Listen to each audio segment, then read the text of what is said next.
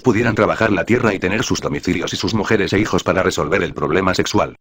También dijimos en el Cristo Social que en dichos reformatorios deberían haber escuelas primarias, secundarias y talleres para aprender distintos oficios. Abogamos también porque en dichos reformatorios haya conferencias, bibliotecas, cine ilustrativo y psicólogos expertos que estudien las aptitudes vocacionales de cada penado a fin de que estos aprendan el arte, oficio o profesión que les permitan ganarse la vida. Ya todo está dicho en el Cristo Social y consideramos que no necesitamos seguirlo repitiendo. Ahora solo queremos aclarar la necesidad de sancionar severamente toda esta clase de crímenes contra el pueblo. Es absurdo que los gobiernos continúen tolerando a esos mercaderes codiciosos que envenenan al pueblo. ¿Cuántas madres reciben con alegría al lechero que lleva la leche, sin saber que esa leche es un compuesto de productos químicos que van a dañar la salud de sus niños? ¿Cuántos padres de familia llegan tardísimo a casa debido al intenso trabajo necesario para ganarse la vida y felices con ese dinero, ganado honradamente con el sudor de sus frentes, compran el pan, el café, la leche, la carne, etcétera, etcétera, etcétera, sin sospechar que ese café no es café, y que esa leche no es leche, y que esa carne es de perro o de burro o de caballo?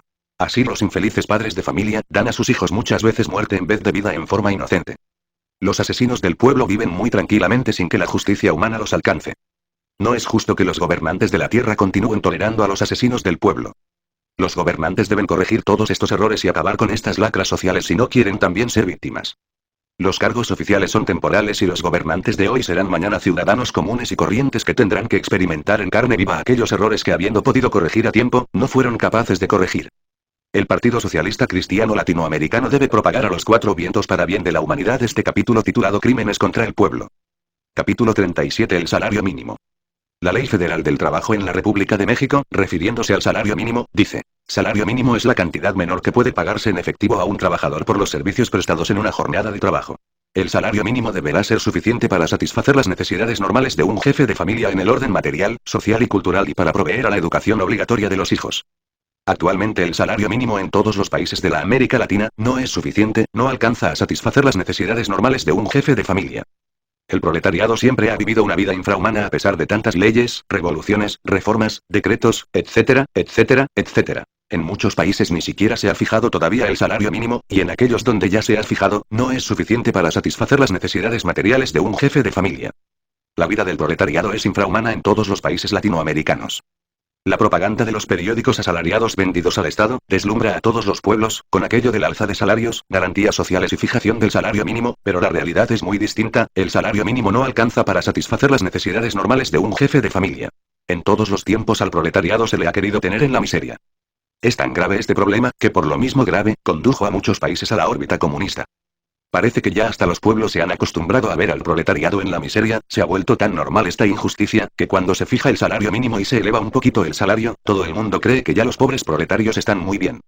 El Partido Socialista Cristiano Latinoamericano está luchando por mejorar la situación económica del proletariado. El proletariado debe vivir muy bien, el proletariado tiene derecho a tener casa propia, automóvil propio para el transporte, educación gratuita para sus hijos, seguro social, medicinas baratas, vacaciones anuales y dinero para esas vacaciones, etcétera, etcétera, etcétera. El proletariado no tiene por qué vivir vida infrahumana. El proletariado debe tener salarios mejores, salarios suficientes como para satisfacer las necesidades normales de un jefe de familia.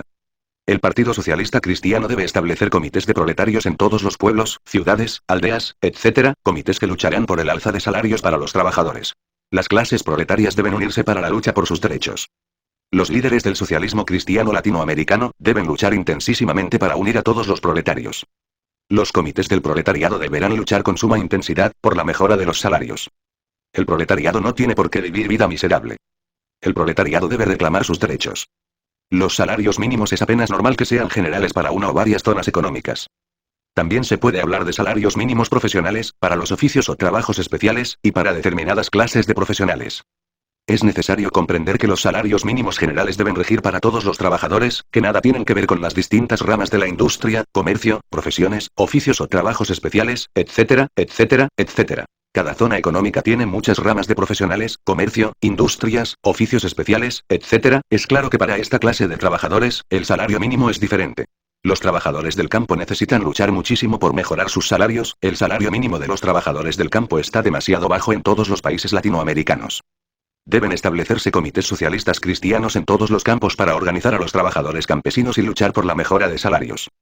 Los salarios mínimos jamás en la vida pueden, ni deben, ser objeto de compensación económica, descuentos de ninguna especie, reducción vengativa, embargo, salvo en aquellos casos de justicia como son las pensiones alimenticias, decretadas por las autoridades competentes en favor de esposas e hijos abandonados. Toda esposa abandonada es claro que tiene derecho a demandar a su marido por alimentos, ella necesita comer y sus hijos también necesitan comer para vivir. Fuera de estas causas totalmente justas a favor de las mujeres y de los hijos de los trabajadores, es absurdo embargar los sueldos, reducirlos, descontarles, etcétera, etcétera, etcétera. Los gobiernos deben establecer comisiones regionales para estudiar el problema de los salarios mínimos. Una Comisión Nacional de Salarios Mínimos puede ratificar o confirmar los datos de las comisiones regionales. Consideramos necesario que la Comisión Nacional estudie muy a fondo los datos de las comisiones regionales, y los evidencie y analice en el mismo terreno de los hechos, antes de modificar, ratificar, o confirmar, solo así es posible evitar errores incalculables en este delicadísimo problema de los salarios mínimos. Las comisiones nacionales y regionales deben fijar el salario mínimo haciendo caso omiso los de antiguos contratos colectivos, oficios, profesiones, etc. No habiendo fijado el salario mínimo, o habiéndolo fijado injustamente, es necesario corregir la injusticia y establecer la justicia, cueste lo que cueste. El salario mínimo debe abarcar a todos los trabajadores, criadas del servicio doméstico, criados, meseros, aprendices, albañiles, campesinos, policías, hoteleros, criados de restaurantes, bares, tiendas, obreros de todas las fábricas, etcétera, etcétera, etcétera. El salario mínimo debe abarcar también a los obreros de la inteligencia, burócratas, empleados de toda oficina, etc. Ningún ser viviente dentro del orden social debe quedar sin el salario mínimo a excepción de los hombres y mujeres que no tienen sueldo porque tienen sistemas de vida independiente. Capítulo 38. Los ocultos niveles del subconsciente. En una noche no muy lejana de otoño, un estudiante decía a su maestro: a mí ya no me interesa autorrealizarme ni perfeccionarme, a mí lo único que me interesa es trabajar por la liberación del proletariado y por lo demás que nos lleve a todos Satán. El agua y el jabón no perjudican a nadie. Fue la respuesta del maestro: puedes continuar trabajando por el proletariado pero báñate y échate bastante jabón, continuó diciendo el maestro. El estudiante comprendió las palabras del maestro y guardó respetuoso silencio. Voltaire dijo: política es el arte de sacar la mayor cantidad de dinero posible a todos los individuos de una nación, para repartirlo entre unos pocos. Nosotros decimos: política es el oficio sagrado en el solemne altar de la patria. Para seguir a Voltaire no se necesita bañarse ni echarse jabón, pero para oficiar como sacerdote en el altar de la patria, sí se necesita mucho aseo. El mundo está lleno de politicastros bien sucios que solo quieren dinero, posiciones sociales y satisfacción total de todos sus deseos. Es difícil hallar un verdadero sacerdote oficiando en el altar de la patria. A los politicastros astutos no les gusta el aseo, se ríen de la ética, huelen a chivo. El politicastro es asesino por naturaleza, por instinto. Cuando un politicastro llega al poder tiene por su cuenta todo un cementerio de víctimas, ningún politicastro tolera que otro lo eclipse, y cuando alguien trata de eclipsarlo lo hace asesinar por sus pistoleros. El mundo perverso en que vivimos está lleno de sucios politicastros que odian el aseo. Hay muchas gentes que se asean por fuera, no comen carnes, no fuman, no beben bebidas embriagantes, son vegetarianos 100%, pero tienen poluciones nocturnas. Hay gentes que codician la virtud de no ser codiciosos, existen gentes que son muy religiosas y jamás han asesinado a nadie, pero cuando alguien subestima sus principios religiosos, se llenan de tremenda ira secreta y maldicen y amenazan con sus sentencias religiosas y piden a Dios castigo para el hereje. Y si su preceptor religioso les ordena matar al culpable, con gran gusto cumplirían la orden. El subconsciente es el sepulcro del pasado sobre el cual arde la llama fatua del pensamiento. Lo que está guardado dentro del sepulcro es podredumbre y huesos de muertos, pero la loza sepulcral es muy bonita y sobre ella arde facalmente la llama del intelecto. Si queremos disolver el yo, tenemos que destapar el sepulcro subconsciente y exhumar todos los huesos y la podredumbre del pasado. Muy bonito el sepulcro por fuera, pero por dentro, es inmundo y abominable. Necesitamos volvernos sepultureros. Insultar a otro, herirle en sus íntimos sentimientos, humillarlo, es cosa muy fácil, cuando se trata de corregirle para su propio bien. Así piensan los envidiosos, los iracundos, aquellos que creyendo no odiar, odian sin saber que odian.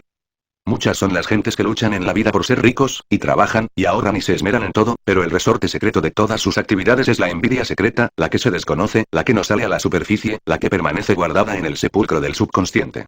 Es difícil hallar en la vida a alguien que no envidie la bonita casa, el flamante automóvil, la inteligencia del líder, el hermoso traje, la buena posición, la magnífica fortuna, etcétera, etcétera, etcétera. Casi siempre los mejores esfuerzos de los ciudadanos tienen como resorte secreto, la envidia. Muchas son las gentes que gozan del buen apetito y aborrecen la glotonería, pero comen siempre mucho más allá de lo normal. Muchas son las gentes que vigilan a su cónyuge exageradamente pero aborrecen los celos. Muchos son los estudiantes de ciertas escuelas pseudo-esotéricas y pseudo-ocultistas que aborrecen las cosas de este mundo y no trabajan en nada porque todo eso es vanidad, pero son celosos con sus virtudes y jamás aceptarían que alguien les calificara de perezosos. Muchos son los que odian la lisonja y la alabanza, pero no tienen inconveniente en humillar con su modestia al pobre poeta que les compuso un verso con el único propósito de conseguir de ellos una moneda para comprar un pan. Muchos son los jueces que saben cumplir con su deber, pero también son muchos los jueces que con la virtud del deber han asesinado a otros. Fueron muy numerosas las cabezas que cayeron con la guillotina en la Revolución Francesa. Todos los verdugos cumplen con su deber, son ya millones las víctimas inocentes de los verdugos, ningún verdugo se siente culpable, todo verdugo cumple con su deber. Las cárceles están llenas de inocentes, pero los jueces no se sienten culpables porque están cumpliendo con su deber. El padre o la madre de familia llenos de ira azotan y dan de palos a sus pequeños niños, pero no sienten remordimiento porque están dizque cumpliendo con su deber y todo aceptarían menos que se les calificase de crueles. Solo con mente quieta y silenciosa, sumergidos en profunda meditación, podemos extraer de entre el sepulcro del subconsciente, toda la podredumbre secreta que cargamos dentro. No es nada agradable ver la negra sepultura con todos los huesos y podredumbre del pasado. Cada defecto escondido huele a feo dentro de su sepultura, pero viéndolo resulta fácil quemarlo y reducirlo a cenizas. El fuego de la comprensión reduce a polvo la podredumbre del pasado.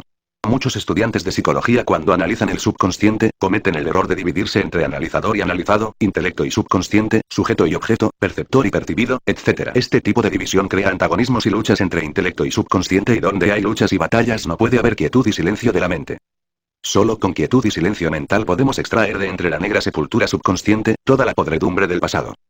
No digamos mi yo tiene envidia, odio, celos, ira, lujuria, etc. Mejor es no dividirnos, mejor es decir: yo tengo envidia, odio, celos, ira, lujuria, etc. Cuando estudiamos los libros sagrados de la India, nos entusiasmamos pensando en el Supremo Brahman y en la unión del Atman con el Brahman, pero realmente mientras exista el yo psicológico, no podremos lograr la dicha de unirnos con el espíritu universal de vida. Muerto el yo, el espíritu universal está en nosotros como la llama en la lámpara. Capítulo 39. La riqueza marítima. Del mar sale la vida, al mar vuelve la vida, del mar salen los continentes, al mar vuelven los continentes. El mar es cuna y es sepulcro, todo sale del mar, todo vuelve al mar, el mar es el depósito de la vida. En el mar se encuentran todos los principios de la vida universal.